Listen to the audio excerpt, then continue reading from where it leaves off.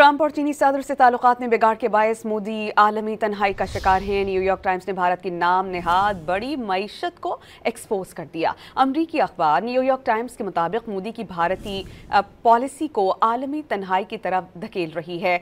नरेंद्र मोदी दोनों आलमी ताकतों के साथ ताल्लुकात निभा नहीं सके। रिपोर्ट में यह भी कहा गया कि अमरीका के साथ तिजारती कशीदगी के बायस मोदी की खारिजा पॉलिसी नाजुक मोड़ पर है। चीन से ताल्लुकात की बहाली की कोशिशें सरहदी कशीदगी के बायस नाकामी से दो चार हुई। भारत के अंदरूनी हलकों में मोदी की पॉलिसीज को तनकीद का निशाना बनाया जा रहा है। साल 2014 में मोदी ने पहले चीनी सदर शी जिनपिंग के लिए सुर्ख कालीन बिछाया। 2020 की सरहदी झड़पों से मोदी और चीनी सदर में दूरियां बढ़ गईं। मोदी ने ट्रंप के लिए अपनी सियासी साख दांव पर लगाई। ह्यूस्टन में मोदी ने प्रोटोकॉल तोड़कर ट्रंप के जलसे में शिरकत की। जो बाइडन इंतजामिया भारत रूस कुर्बत पर भी खामोश रही। ट्रंप की मोहब्बत में मोदी ने AI को अमेरिका इंडिया का मुखफ़्फ़ करार दिया।